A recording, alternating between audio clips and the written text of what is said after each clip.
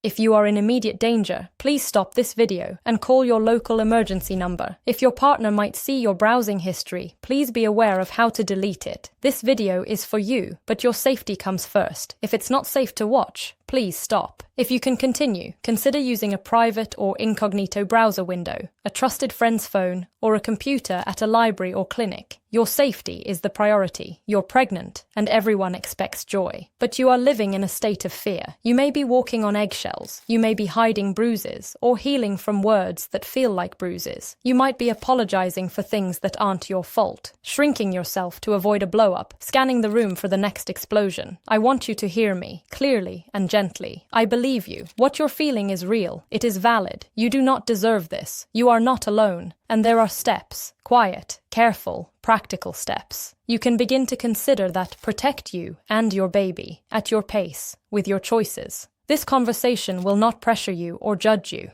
I know it is not as simple as just leave. For many people, leaving can be the most dangerous moment. There are finances, housing, immigration, children, pets, medical care, and love. Yes, love, entangled with fear. This is a private space to think about your safety. We'll talk about how abuse often looks during pregnancy, why it sometimes escalates, and which small secret steps you can start planning now. Throughout, I will remind you about digital safety. Clear your history if it's safe to do so, use private browsing, log out of shared accounts, turn off location sharing, and avoid writing plans in places your partner can access. Let's name something hard but important. Abuse often starts or gets worse in pregnancy. That is not your fault. Abusers thrive on power and control. Pregnancy changes dynamics. Attention shifts to the baby. Needs increase. Appointments create moments of independence. An abusive partner may feel their control slipping and react with increased surveillance, threats, or violence. That is about their choice to control, not your worth or your behavior.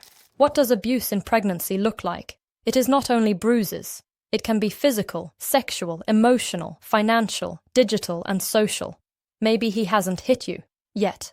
But pay attention to patterns that prioritize power over your dignity and safety. Emotional abuse can sound like name-calling, constant criticism, mocking your body, telling you you're a bad mother already, blaming your hormones for his outbursts, or telling you no one will believe you. Financial abuse can look like controlling all the money, making you ask for prenatal vitamins, sabotaging your job, or using your credit cards and leaving you with the debt. Isolation might be keeping you from friends and family, monitoring your phone, checking your mileage, insisting on being in the exam room every time, or refusing to let you speak to a nurse alone. Digital abuse can include reading your messages, tracking you with shared locations, installing apps without your consent, demanding passwords, or logging into your email or cloud photos. Physical abuse can include pushing, grabbing, blocking doorways, strangulation, throwing objects, pinching, forcing sex, or specifically targeting your abdomen. Interference with medical care might look like refusing rides to appointments, hiding your insurance card, or insisting you don't need care. The goal across all of these is the same: power and control. You and your baby deserve safety, respect, and care. If some of that rings true, you are already gathering information. Let's talk about building a private safety plan. Think of this as careful preparation, not a commitment to any single choice.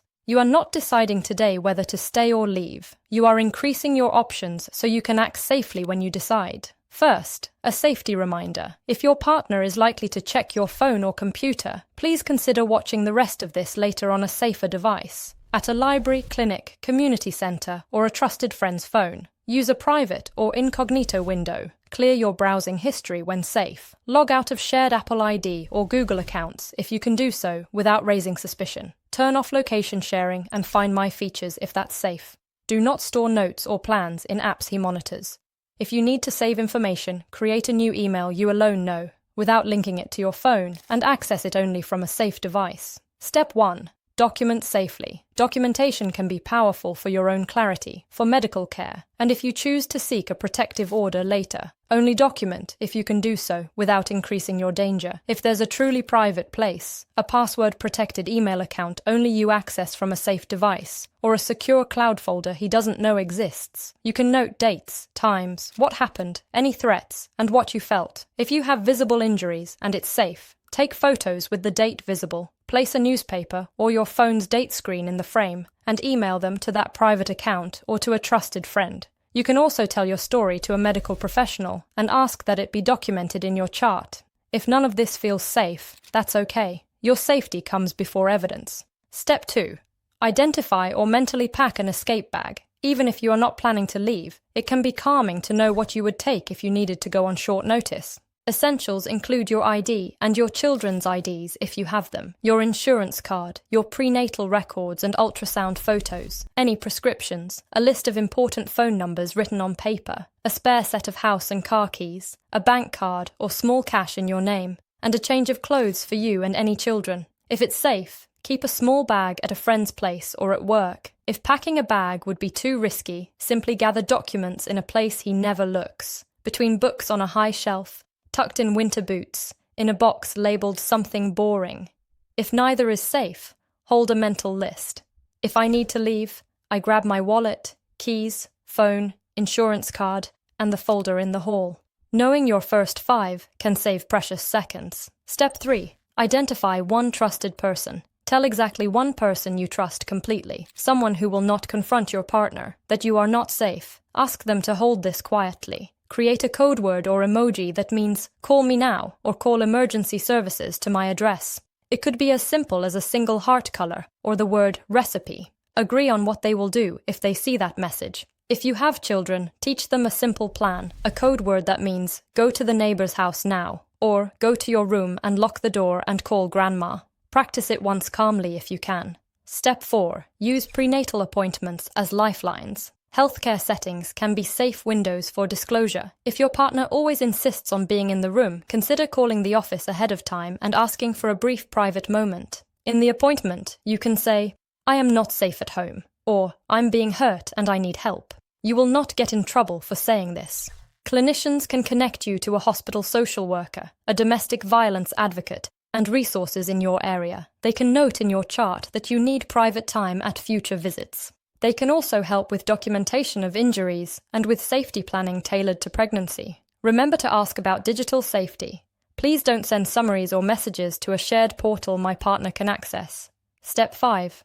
Consider your financial safety. Financial control is a powerful tool of abuse. If it's possible and safe, open a small bank account in your name alone at a different bank than your partner uses and request paperless statements to your private email. If that isn't safe, you might quietly stash small amounts of cash, $10 or $20 at a time, in a place your partner won't look, inside a tampon box, taped under a drawer, in a plant pot under the soil, or at a friend's house. If you receive benefits, ask a social worker about changing your mailing address or using a PO box. Keep your identification and any financial cards accessible. Step 6. Map your options. Without writing anything down where it can be found, quietly learn the phone numbers for confidential resources. The National Domestic Violence Hotline is available 24/7. You can call, text, or chat online. They do not pressure you. They do not tell you what to do. They listen, help you think through your unique situation, help you safety plan, and connect you to local shelters and legal advocates.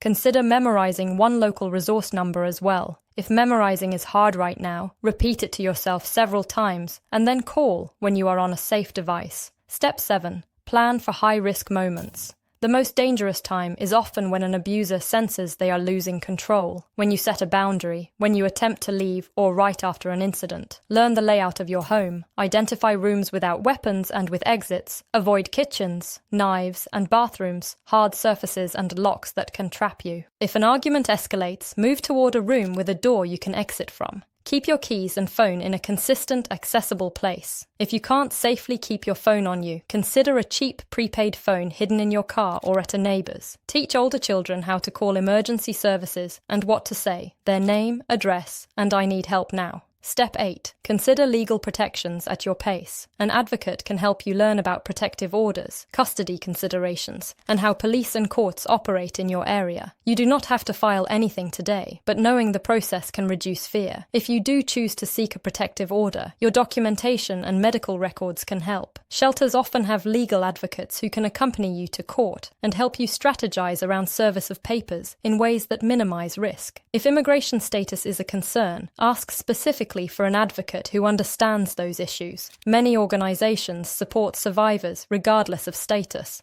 As we continue, another digital safety reminder. If you share an Apple ID, Google account, or family plan, your partner may have access to your locations, messages, photos, or browsing history. If changing settings would be noticed and make things worse, leave them for now and prioritize physical safety. If it's safe, turn off location sharing. Disable Share My Location. Check Find My for devices and review app permissions for microphone, camera, and location. Consider creating a new, secret email that you access only from safe devices. Avoid storing sensitive notes in synced apps. When in doubt, call a hotline from a safe device and ask to talk through digital safety. Let's talk briefly about the emotional landscape. Abuse is not only about incidents, it is about a climate of fear. You may feel confused by cycles, tension building, explosion, tears and apologies, gifts, promises, calm, and then tension again. You may still love him.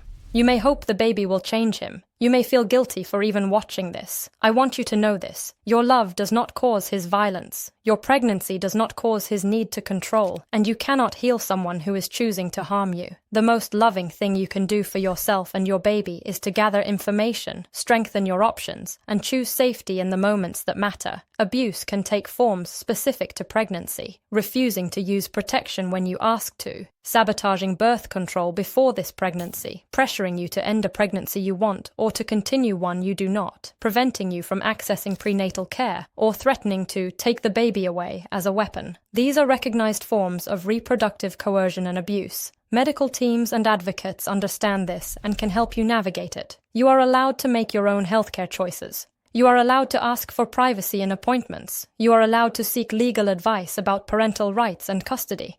You are allowed to protect your body. What if you decide to stay for now? Then we focus on harm reduction. Keep your phone and keys accessible. Try to avoid confrontations in rooms without exits. If you sense escalation, use de-escalation strategies that feel safe. Speaking softly, limiting eye contact, agreeing to discuss later, only if that reduces risk. Keep your prenatal appointments and use them to connect with support. Ask your clinician about stress, sleep, and safe coping strategies for trauma in pregnancy. See if there's a hospital social worker you can meet for pregnancy resources. That can be a doorway to advocacy. What if you decide to leave? Let's plan for safety. The moment of leaving is high risk. Call the hotline first, from a safe device, and say, "I'm pregnant. I need to leave. Help me plan." They can help you choose timing, transportation, and a destination. If you can, leave when your partner is away, with essentials only. Go to a police station, hospital, shelter, or a friend's house the abuser doesn't know. Consider turning off your phone or leaving it behind. Many phones can be tracked even with location services off. Use a borrowed phone to call for a ride. If you have a car, consider parking it facing out with gas in the tank. Bring IDs, insurance, meds, and what you can carry. Once you are safe, advocates can help you recover belongings later with police presence. Shelters are more than beds. They offer confidential addresses, trauma-informed counseling, legal advocacy, help with emergency protection orders, support groups, assistance with housing and employment, and children's services. Many have specialized support for pregnant survivors. Calling does not commit you to staying. It opens options. If calling is unsafe, you can use a chat function from a safe device. A word about your medical care. Tell your prenatal team you're in danger when you can do so privately. Ask them to avoid sending appointment summaries to a shared portal or mail to your home. Ask for notes about your safety needs in your chart. Ask if your hospital has a quiet flag to alert staff not to give out your room number at delivery. If you are worried about your partner showing up during labor and threatening you, discuss a visitor restriction plan with your hospital in advance. You are allowed to say who can and cannot be present. If you move, request your medical records be transferred securely and ask the new clinic about confidentiality. Let's return to digital safety once more. After watching this, if it's safe, clear your browser history and cookies. Close private browsing windows. Log out of YouTube and email if you signed in. Delete this video from your watch history, and consider deleting the browser itself if you downloaded one. If doing any of that would be noticed and increase your risk, do not do it. Your safety is more important than digital hygiene. If you can, use a library computer or a clinic kiosk for future research. Many hotlines also offer text-based or chat-based support that will not appear on your phone bill, but confirm how your carrier displays messages before using them. If you are experiencing strangulation, threats with weapons, stalking, or forced sex, please know these are extremely dangerous markers. Seek medical care after any strangulation, even if you feel okay, as it can cause delayed, life-threatening complications. Tell the clinician what happened so they check your airway, voice changes, and neurological signs. If you can, ask for documentation and connect with an advocate right there. You may also worry about pets. Many shelters partner with programs that provide safe, temporary foster care for animals, so survivors can leave without abandoning beloved companions. When you call, ask about pet fostering. If immigration, language, or disability access is part of your situation, ask for an advocate who understands those needs. You deserve services that meet you where you are. Let's talk about guilt and shame. You may feel ashamed for not leaving yet. You may feel guilty for thinking about leaving. You may worry that seeking help makes things real. Shame thrives in isolation.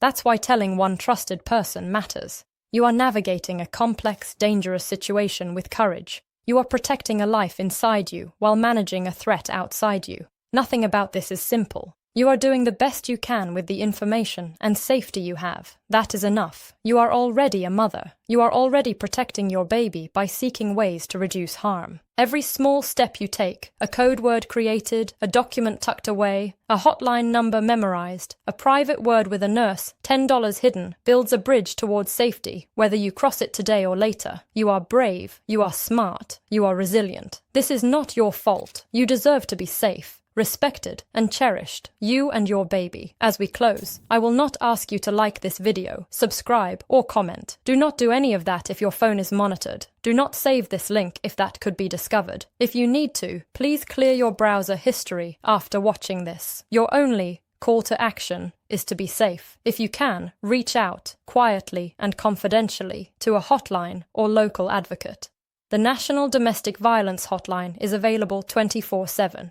If a phone call isn't safe, use a library computer to chat online or text if your carrier records won't expose you. If you are in immediate danger, stop this now and call your local emergency number. If you are not in immediate danger but feel alone, please know that right at this moment, someone is ready to listen without judgment. You do not have to decide everything today. You only have to take the next safest step. You are not alone. You are believed. You are worthy of safety and peace.